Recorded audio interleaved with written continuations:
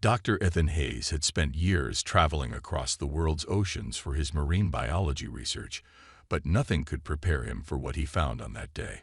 It was supposed to be just another trip, a routine journey to study the unique marine life around the Pacific. However, nature had other plans. The storm had come out of nowhere. One moment, the sky was clear, and the sea was calm.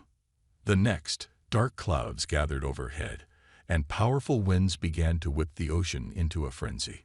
Ethan's small boat was tossed around by the rough waves, and the storm showed no signs of letting up. He tried to steer the boat, but it was no use. The wind howled, the rain poured, and soon he had lost all sense of direction. Hours passed before the storm finally began to ease. The once violent waves slowly settled, leaving Ethan exhausted and confused. His boat had drifted far from its intended course, and as the sky cleared, he realized he had no idea where he was. There was no land in sight, just endless ocean. For the next few hours, he tried to get the boat back on track, but his compass was broken, and his navigation tools were useless. He had no choice but to follow the currents and hope they led him to safety. He hadn't eaten much, and the water in his supplies was running low. His only hope now was to find land before his situation became worse. By evening, the sky was starting to darken again. As he glanced around in despair, something caught his eye. A small greenish island on the horizon, barely visible under the setting sun. It was odd that he hadn't seen it before, but relief flooded through him. He steered the boat toward the island, hoping it would be a safe place to rest. As he got closer, the island looked strange. There was an eerie stillness about it. The trees were tall but seemed oddly twisted, their branches stretching toward the sky in ways that didn't seem natural. Ethan's curiosity grew, and he decided to anchor the boat on the shore. The island was smaller than he had expected, and as he stepped onto the soft sand, he couldn't help but feel a sense of unease. The air was thick and heavy, as though the island was holding secrets. His instincts told him that something wasn't right, but his immediate need for shelter and safety outweighed any doubts he had. He began to explore, moving slowly through the dense forest that covered most of the land. He had no real plan. His main concern was finding fresh water and food, so he set off toward a small clearing that appeared to have a stream running through it. As he walked, his thoughts kept returning to the storm. It had come out of nowhere, and now he was stuck on an unknown island. There was no way to contact anyone for help, and his boat was too damaged to head back home. After some time, Ethan reached the stream and knelt down to take a drink. The water was cool and refreshing, and he felt a little more at ease.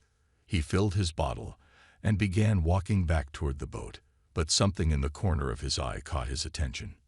There, near the edge of the trees, was a strange metallic object half buried in the sand. At first, Ethan thought it might be debris from a shipwreck, but as he got closer, he realized it wasn't anything like what he had seen before. It was clearly alien in origin, smooth, metallic, and shaped in a way he couldn't describe. His heart raced. Could this be the remains of a spacecraft? He had heard rumors of UFO sightings in remote areas of the world, but he never expected to encounter something like this. With cautious steps, he examined the object. It was clearly damaged, as if it had crash-landed not long ago. The edges were bent, and there were strange markings on the surface that Ethan couldn't understand. He reached out to touch it, but as his hand made contact, a strange sound echoed from within the wreckage. Suddenly, from behind the ship, a figure stepped forward. Ethan froze, his heart pounding in his chest. Standing before him was a woman, but not like any human he had ever seen. She was tall, with glowing skin that shimmered in the dim light, and her hair seemed to move as though it was alive, flowing around her head like an ethereal halo. Her eyes were large and glowing with a soft blue light, and her gaze fixed on him with a mixture of fear and curiosity. Ethan took a step back, unsure of what to do. She was clearly injured, her body bruised and torn, as though she had been through something terrible. She looked weak, barely able to stand, and she seemed to be struggling to breathe. He felt an overwhelming urge to help her, but he hesitated. Was this some kind of trick? Was she dangerous? Or was she truly stranded here, just as lost as he was? Before he could decide, the alien woman collapsed, her body giving way to exhaustion. Ethan rushed forward, catching her before she hit the ground. As he held her in his arms, he realized that despite the fear he felt, he couldn't leave her there. "Hang on," he whispered, more to himself than to her. He would figure this out. He would find a way to help her. For now, though, his only priority was getting her to safety. Ethan's heart raced as he carefully lowered the alien woman to the ground. Her body was cold and pale, and her breathing was shallow. He had no idea what to do. He had spent most of his life studying marine life, not helping injured beings from other worlds. But instinct told him he had to act quickly. "Stay with me," Ethan whispered, though he wasn't sure she could even hear him. Her eyes fluttered open for a brief moment, but they were clouded with pain. She looked up at him, her wide eyes filled with fear. The alien woman tried to speak, but the words came out in a language Ethan didn't understand. Her voice was soft, but carried a sense of urgency. Ethan's mind raced. He didn't know what to do, but he couldn't leave her here alone, especially if she was from another world. He quickly stood up and scanned his surroundings. The island seemed to have an eerie silence around it, but he needed to act fast. He had to get her to a safer place, away from the wreckage. Carefully, he lifted the woman into his arms. Her body was surprisingly light, and he could feel her shivering in his grasp. He made his way back toward the small clearing near the stream he had found earlier. There, he could at least try to stabilize her until he figured out what to do next. As he walked, he tried to focus on the woman's condition. Her skin, despite its glowing appearance, seemed fragile, and her pulse was weak. She had deep cuts on her arms and legs, and there were bruises on her face. He had no idea how she had survived out here alone. When he reached the clearing, Ethan carefully placed her on the ground beside the stream. The cool water and the soft sounds of nature should help soothe her, he thought. He needed to treat her wounds as best as he could. Ethan opened his backpack and pulled out his first aid kit. It was basic, just bandages, antiseptic, and a few other supplies. But it was all he had. He knew it wouldn't be enough for someone from another world, but he had to try. He carefully cleaned the cuts on her arms and legs, making sure to be gentle as he worked. The alien woman winced with each touch, but she didn't resist. Her eyes never left him, filled with a mix of gratitude and confusion. As he worked, Ethan couldn't help but wonder about her. Where had she come from? What had happened to her ship? And why had she ended up on this strange island? Once he finished treating her wounds as best as he could, Ethan sat back on his heels, wiping the sweat from his forehead. He looked at her, feeling helpless. He wasn't a doctor, and there was so much more he needed to know to help her. Her breathing had slowed, and she seemed more relaxed, but she was still unconscious. He wondered if she would wake up soon. Ethan glanced around, trying to figure out what his next move should be. He needed to find shelter, something to protect both of them from the elements. He looked at the wreckage of her ship in the distance. It was clear that whatever had happened to her had been bad. The ship was damaged beyond repair, and he wasn't sure if there was anything inside that could help. His thoughts were interrupted by a soft groan. He turned back to the alien woman, whose eyes were slowly opening again. She blinked a few times, trying to focus. This time, her gaze was more aware, and Ethan could see the fear beginning to fade. She tried to sit up, but Ethan gently pushed her back down. "Don't move," he said softly. "You need to rest." She looked at him with confusion in her eyes, and then she opened her mouth again, but the words were foreign. Ethan sighed, realizing that communication would be difficult. He wasn't sure how he would bridge the gap between their languages, but he had to try. He pointed to himself and said, "Ethan." Then he pointed at her, trying to ask for her name. She looked at him for a long moment, her brow furrowed in concentration. Then, with a weak voice, she spoke. "Lyra." Ethan nodded, a smile tugging at the corner of his lips. It was a small step, but it was something. He repeated her name, hoping she understood. "Lyra," he said again. "I'll help you." Her eyes softened, and she nodded slightly, but the weight of exhaustion still hung over her. Ethan knew she wouldn't be able to communicate much more right now, but at least he had made a connection. He sat beside her, keeping a watchful eye on the surrounding area. The silence of the island seemed to press in on him, making him feel more isolated than ever. But for now, he had a mission. He had to keep Lyra safe, and somehow he had to help her get off this island. Ethan looked at the wreckage of her ship again, knowing that it might hold answers, but he had to figure out how to communicate with her first. The journey ahead would be difficult, but Ethan was determined. This wasn't just about survival anymore. It was about helping someone in need, someone from a place he could never have imagined. For now, though, he focused on Lyra. She was still weak, but she was alive, and that was a start. Together, they would face whatever came next. The days passed slowly on the small island, and Ethan's thoughts remained focused on Lyra. She was still weak but improving. Her body had started to heal, and while she couldn't speak much, she seemed to recognize Ethan as someone who was trying to help her. She would occasionally offer him a faint smile, and that gave him hope. Despite the progress, Ethan knew they couldn't stay on the island forever. The island seemed peaceful, but it was also isolated, and he had no idea how far they were from civilization. He had no way of contacting anyone. His boat was broken, and there was no phone signal on the island. They were truly stranded. But Ethan wasn't the kind of person to sit back and do nothing. He had always been resourceful, and the thought of finding a way off the island kept him going. Lyra needed help, and he couldn't afford to waste any more time. One morning, after Lyra had eaten a small meal and rested, Ethan decided it was time to investigate her shipwreck further. He knew the wreck was their best chance of finding more answers. Maybe there was something inside that could help them escape, or at least give them more information about who she was and where she came from. He motioned for Lyra to stay behind, reassuring her that he would return soon. She nodded weakly, and Ethan turned toward the wreckage. The metallic object was still there, half buried in the sand, its twisted edges a clear sign of the crash.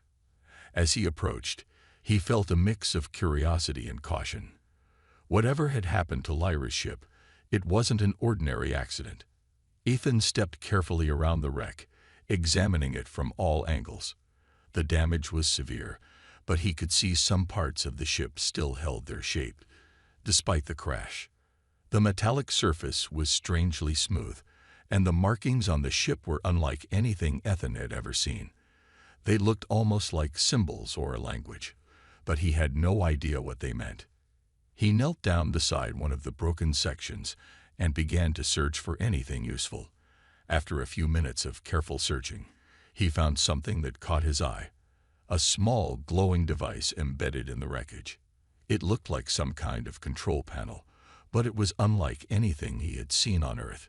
Ethan's fingers hovered over the device, unsure whether it was safe to touch, but curiosity got the better of him, and he gently pressed one of the glowing buttons. To his surprise, the device responded. The panel lit up, and a soft humming sound filled the air. Ethan jumped back, his heart racing. He wasn't sure what he had just activated, but the ship's technology was far more advanced than anything he had ever seen. He had no idea how to operate it, but the device seemed to be alive, reacting to his touch. He decided to take the device back with him. It could be important, and maybe it would help him understand more about Lyra's ship and her people. He carefully placed the device in his bag and started heading back toward the camp. When he returned to the clearing where Lyra was resting, she looked up at him, her eyes still filled with a mixture of curiosity and trust. Ethan smiled, hoping the device would be a step toward answers. He sat down beside her, pulling the device from his bag.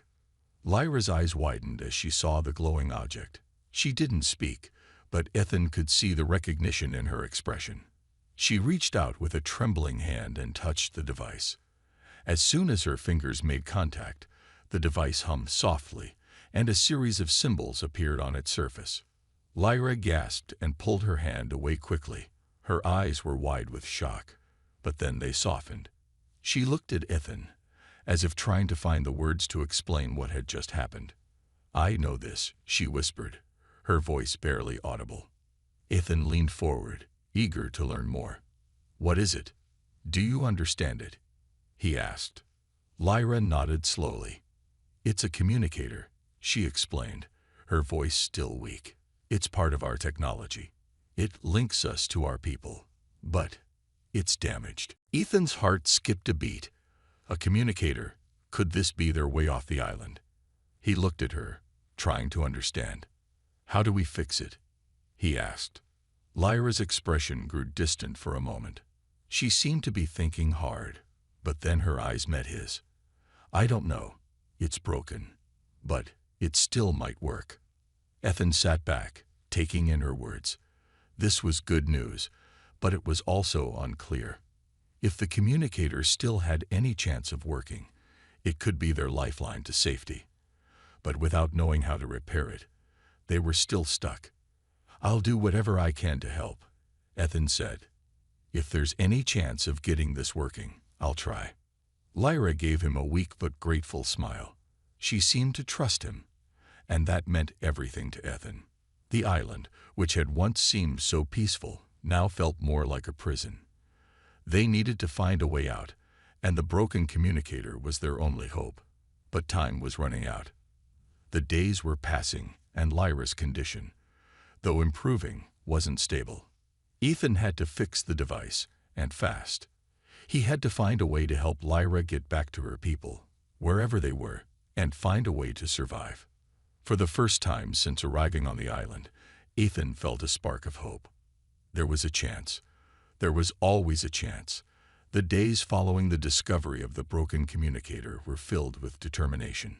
Ethan spent hours trying to figure out how to repair the device.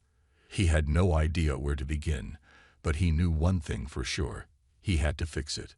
Lyra needed to return to her people, and if this device could be their way out, he wasn't about to let it slip away.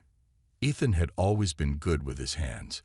He'd spent years fixing things, boats, old engines, and even small electronics, but nothing like this. The device before him looked nothing like anything he had ever seen. It was small, smooth, and covered in unfamiliar symbols that made his head spin. But Lyra's reaction to it had made it clear that it was important to her. Every so often, Lyra would try to help, her hands shaky as she examined the device. She couldn't speak much yet, but her eyes were sharp, and she seemed to have a natural understanding of the technology. Each time Ethan made a small adjustment, she would nod, as if encouraging him to keep going. Despite the language barrier, they developed a system of communication, one of gestures, simple words, and the occasional look of understanding. Lyra's presence gave Ethan the strength to push on, even when he felt like giving up. Over the past few days, Ethan had gathered supplies from the wreckage of Lyra's ship. He had found some useful tools, though they were very basic and not made for intricate repairs. But he had no choice but to make do with what he had. The island provided the bare essentials: wood, fresh water, and a steady supply of food from the plants and animals that lived here. Lyra, despite her injuries, had tried to contribute as well. She'd been trying to help gather more food and water, but she was still weak. Ethan often insisted that she rest, but her determination to help never faltered. She would sit nearby, watching him work, occasionally offering a soft word of encouragement in her language. One evening, after a long day of trial and error with the device, Ethan sat back on the ground, wiping sweat from his brow. He had made some progress. Small lights flickered on the communicator, indicating that something was working, but it still wasn't enough. It needed more than just tinkering. It needed a key piece of knowledge that he didn't have. "I can't do this alone," Ethan muttered to himself, his hands trembling slightly in frustration. "I need you to help me, Lyra." Lyra looked at him, her pale face showing signs of concern. She slowly got up from her resting spot and approached him, her movements slow but purposeful. She knelt beside him, and for the first time in a while, her eyes focused completely on the device. Without a word, she reached out and touched it, her fingers grazing the surface. Ethan watched in awe as she interacted with the communicator. The device hummed softly under her touch, and for a moment, it felt as if the world had paused around them. Then, a faint blue light began to pulse from the communicator, and the symbols on its surface shifted. The device was alive again. Ethan's heart skipped a beat. Could it be working? Lyra looked at him, her eyes wide with relief. She seemed to have unlocked something within the device, something he couldn't have done without her. Her voice was barely a whisper when she spoke. "It's responding," she said, her voice hoarse but clear. I can connect." Ethan sat up straighter. "Connect? You mean to your people?" Lyra nodded slowly. She reached down again and pressed several buttons on the device. It made a soft, mechanical sound, like it was searching for something, scanning the air for a signal. The symbols on the communicator flickered faster, shifting in a pattern that Ethan couldn't follow. Then suddenly, the humming stopped. The lights dimmed, and the device went silent. Ethan's heart sank. What happened? It was working. Lyra's face was filled with both frustration and determination. She tapped the device again, as if willing it to come back to life. "It's damaged. It's broken," she whispered, her voice full of regret. "But there's still hope. We just need to repair it completely." Ethan sighed but didn't give up. If Lyra believed it could work, then he was going to try his best. They had to fix it. He couldn't just sit back and wait. She had come from the stars, and there had to be a way to get her back to them. They spent the next few days working together, trying everything they could think of. Lyra would point to certain parts of the communicator, and Ethan would try to fix them. They both learned as they went. Sometimes, the device would flicker to life for a few seconds, showing them brief glimpses of hope before going dark again. But each time it failed, Ethan felt a renewed determination. As the days passed, Ethan and Lyra grew closer. There was something about her quiet strength that moved him. She wasn't just an alien from another world. She was someone who had endured so much and was still fighting to survive. It made Ethan want to push even harder to help her. The island was no longer just a place of isolation. It was a place of opportunity, a place where they had the chance to escape. And together, Ethan and Lyra would find a way to fix the device and make it work, no matter how long it took. The sun hung low in the sky, casting long shadows across the island. The air was warm, but there was a breeze, and it carried the scent of the ocean. Ethan and Lyra had been working nonstop for days, repairing the communicator. The island, which had once felt so vast and empty, now seemed like a place full of challenges that they could overcome if they kept trying. Ethan wiped his brow as he sat down on a large rock, feeling the weight of exhaustion in his muscles. Lyra was beside him, looking equally tired, but her eyes were still filled with hope. She had become more than just a stranger to him. She was a friend, a companion, and in a way, a lifeline. The desire to help her had become his main focus. He couldn't stop now. "You okay?" Ethan asked, glancing over at her. Her clothes were still torn from the crash, but she seemed to be healing. It was amazing how quickly her body was recovering. Lyra smiled, though it was faint. "I'm fine," she replied softly. "We're getting closer." Ethan nodded. He had seen the way she interacted with the communicator. Every time she touched it, the device responded. It was as though there was some invisible thread between her and the technology, a connection that he couldn't quite understand. But it was enough to keep him going. After another long day of repairing, Lyra finally sat back, her expression serious. She had been quiet for a while, her eyes fixed on the communicator in her hands. She had been touching the device for several hours, adjusting it gently and carefully. Ethan was about to ask if something was wrong when he saw a faint glow from the communicator. His breath caught in his throat. Lyra's eyes widened. It's working," she whispered. Ethan jumped to his feet. "You mean it's really working?" Lyra nodded, her hand still on the device, her fingers tracing the glowing symbols. "It's not fully fixed, but it's connecting. I can feel it. It's like I'm reaching out, trying to make contact." Ethan took a deep breath. They had come so far. What does that mean? Will it work? Lyra's expression softened, a mix of determination and caution. "It means there's a chance," she said slowly. "If I can get it to work fully, I can send a signal to my people. They'll find us. But it's not guaranteed." Ethan nodded, feeling the surge of hope mixed with anxiety. "I'll do whatever it takes to help." For the next few days, Ethan and Lyra worked even harder. They used every tool they had, every bit of knowledge they could piece together. Lyra continued to guide Ethan, showing him how to handle the delicate parts of the device. She would tap here, twist there, and with each adjustment, the communicator's lights flickered brighter. It was exhausting, and Ethan's hands were covered in dirt and cuts from the work, but he didn't mind. This was the most important thing he had ever done in his life. Helping Lyra was all that mattered now.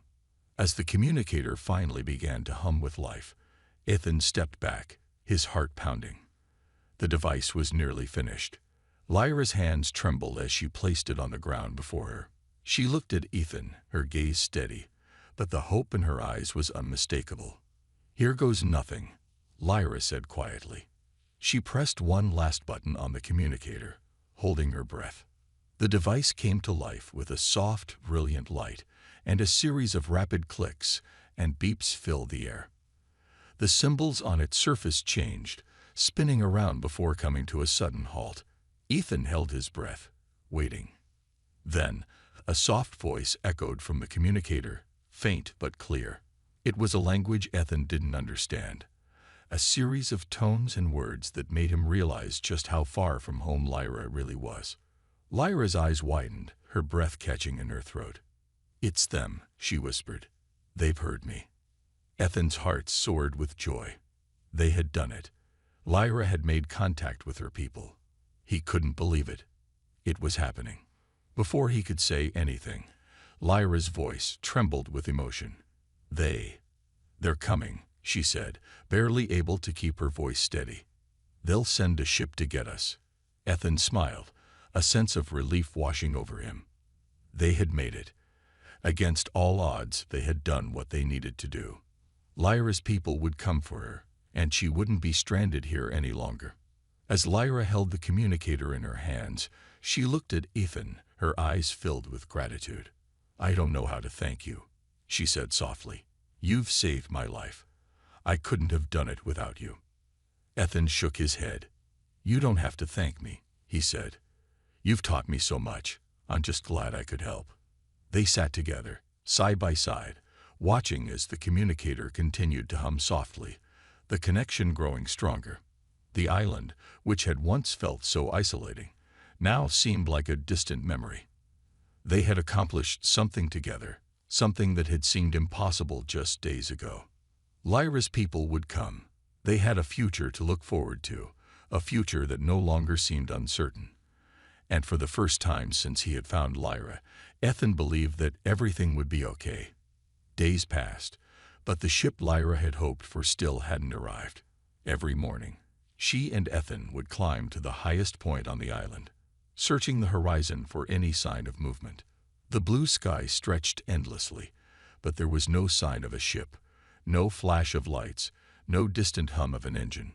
At first, Ethan had tried to keep up the optimism, but as the days turned into a week, doubt began to creep in. Lyra had assured him that her people would come. The communicator had worked. It was only a matter of time, she said. Yet with each passing day, their hopes grew dimmer. They spent their time working on the island. Ethan continued to gather food, hunting and fishing, while Lyra helped where she could. Although she was no longer injured, her body still seemed weaker than usual. She was still adjusting to life on the island, and it was clear she missed her home more than anything. Every now and then, she would sit by the shore, staring out at the endless water, lost in thought. Ethan could see the sadness in her eyes, even though she tried to hide it. She missed her people, her family, the world she had left behind. Her longing was palpable, but she never spoke of it directly. She simply worked alongside him, her silence louder than words. One evening, as the sun dipped below the horizon, Lyra looked at Ethan, her face thoughtful. "Ethan," she said, her voice quieter than usual, "do you think they'll really come for me?" Ethan turned to face her, his heart aching. He didn't want to lie to her, but he also didn't want to admit the fear that had begun to settle in his own heart. "I believe they will," he said, his voice steady, though uncertainty lingered beneath. "We've done everything we could. You've made contact. They know where you are." Lyra nodded slowly, though her gaze remained distant. "I hope you're right," she whispered. I'm not sure how much longer I can wait. I miss my home, my people. I miss the stars." Ethan placed a hand on her shoulder, offering her a comforting smile. "I know you do, and I know you'll be home soon. We just have to hang on a little longer." But even as he spoke those words, Ethan wasn't sure he believed them. The island had become both their home and their prison. It was beautiful, but it also felt isolating. The ocean stretched out before them, endless and unforgiving, and they had no way of knowing when, or if, help would come. The next day, they worked as usual. Ethan spent his morning fishing, trying to make the best of their situation. He had caught several large fish, enough to feed them for a few days. As he made his way back to their small shelter, he noticed that Lyra wasn't where he expected her to be. She wasn't at the fire. She wasn't at the spot where she often gathered berries. Ethan's heart skipped a beat. He called her name, but there was no answer. He began to walk faster, his mind racing. What if something had happened to her? He rounded a corner of the rocky shore, and that's when he saw her. Lyra was standing by the edge of the water, her eyes fixed on the horizon.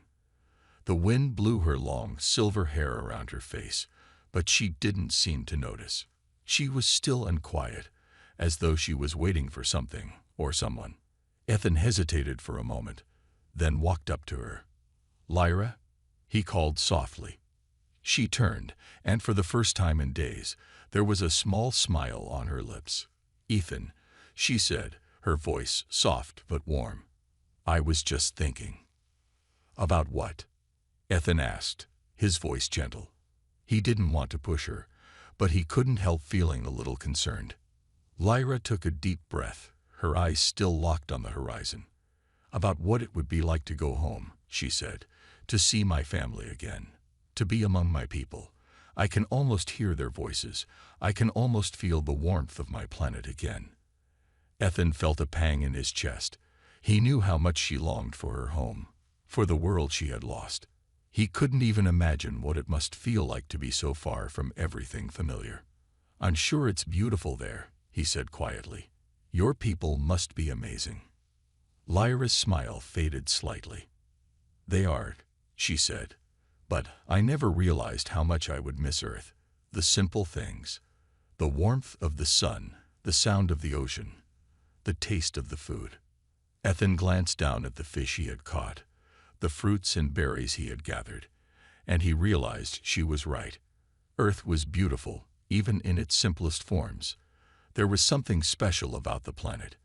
The way the earth beneath your feet felt solid and real. The way the sky was endless and full of possibility. "I never thought I'd say this," Lyra continued, her voice soft. "But I think I'm starting to love this place. Earth, I mean." Ethan smiled. "It's not perfect, but it has its own kind of magic, doesn't it?" Lyra nodded, her eyes meeting his. "I don't want to leave you, Ethan. You've been kind to me. You've helped me so much." Ethan's heart skipped a beat, but he quickly looked away, trying to hide the sudden rush of emotion. "You don't have to thank me. I'm just glad I could help." For a long moment, they stood together in silence, They only sound the crashing of the waves against the shore.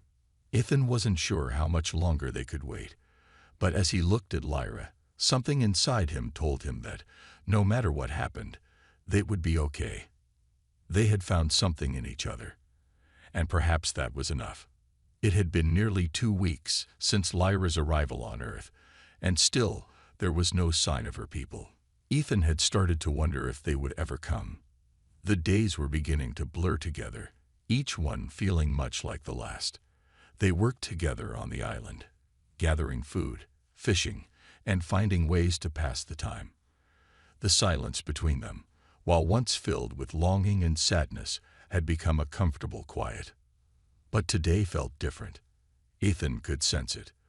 There was a stillness in the air, almost like the island itself was holding its breath. Lyra, who had been quieter than usual over the past few days, had been pacing back and forth, eyes glued to the horizon. He could see the concern in her posture. He approached her carefully, his voice gentle. "Lyra, what's wrong?" Lyra turned to him, her face pale but her eyes wide with hope. "Ethan, I think they're here." Ethan's heart skipped a beat. "What do you mean?" "I don't know how to explain it," Lyra said, her voice trembling with excitement. "I can feel it. Something is out there, something familiar. It's like a signal, a hum in the air, like I can almost hear them calling." Ethan's chest tightened. Could it be? Could her people actually be coming for her? After all this time, was there a chance they had finally arrived? He looked out at the sea, scanning the horizon just as Lyra had been doing for so long. There was nothing at first, just the endless ocean stretching out in front of them. But then a glimmer caught his eye, a flash of light, so faint that it could have been a trick of the sun, but it was enough to make his heart race. He turned to Lyra, his face filled with urgency. "We need to get to the shore. Now." Without waiting for her response, Ethan grabbed her hand and led her down the rocky path toward the beach. Lyra's hand was cold, but there was a spark of hope in her eyes that he had never seen before. They ran, the sound of their footsteps echoing in the quiet of the island. As they reached the shore, they both stopped, panting. The light on the horizon grew brighter, and slowly a shape began to form. It was a ship, sleek and silver, cutting through the sky with precision. Lyra gasped, her eyes wide. "That's them," she whispered, barely able to speak. Ethan watched in awe as the ship grew closer, its lights blinking in the fading daylight. It was beautiful, unlike anything he had ever seen before. He couldn't help but feel a little jealous. Jealous of the world Lyra had come from. Jealous of her people who could travel between the stars with such ease. But there was also something else inside him. Pride. He had helped her survive. He had been her anchor in this strange and unfamiliar world. The ship descended slowly, hovering just above the water before gently touching down on the sand. A ramp extended from the ship, and Lyra's face lit up with a mixture of emotions, joy, relief, and a bit of fear. Ethan stood beside her, his heart pounding in his chest. He had spent so much time helping her, getting to know her, that he couldn't quite grasp the idea of her leaving, of her returning to her home among the stars. As the ramp lowered, 2 figures emerged. They were tall, elegant beings with skin that shimmered like stardust. Their eyes were dark, intense, and filled with curiosity. Lyra stepped forward, her body tense, but her face full of hope. "They've come for me," she whispered, almost to herself. Ethan stepped back, giving her space. This was her moment, the moment she had been waiting for. He didn't want to stand in the way of her return, but at the same time, he couldn't help but feel a pang of sadness. She had become so much more than just an alien stranded on an island to him. She had become a friend, someone he cared about deeply. The 2 beings approached Lyra, and she looked at them with a soft smile, her voice trembling as she spoke. I've missed you." One of the figures stepped forward, a gentle smile on their face. "Lyra, we're so glad to have found you. You've been missed." Ethan watched quietly as Lyra exchanged a few more words with her people, her voice growing steadier as she spoke. He felt like an outsider now, but he knew this was where she belonged. She had always belonged with her people, in the stars, not stranded on Earth. After a few moments, Lyra turned back to him, her eyes soft and full of gratitude. "Ethan, thank you. Thank you for everything. You've saved my life." Ethan smiled, though his heart was heavy. "I'm just glad I could help." "You've given me more than that," she said, her voice thick with emotion. "You've given me a new family, a new home. Earth may not be where I come from, but I'll never forget the kindness you showed me." Lyra took a deep breath, her eyes locked with his. "I'll always remember you, Ethan. No matter where I go, no matter what happens." Ethan nodded, his throat tight. He didn't have the words to express how much that meant to him. This was it. This was goodbye. Lyra turned to her people, giving them one last look before she stepped onto the ramp of the ship. She paused for a moment, her hand raised in a final gesture of thanks. Then, with a soft smile, she disappeared inside. The ship's ramp closed, and the ship slowly lifted into the sky, disappearing into the stars. Ethan stood there for a long time, watching the sky, his heart full of both sadness and hope. He had helped her, and now she was going home. The universe was vast, but for a brief moment, two worlds had collided, and that would always be enough.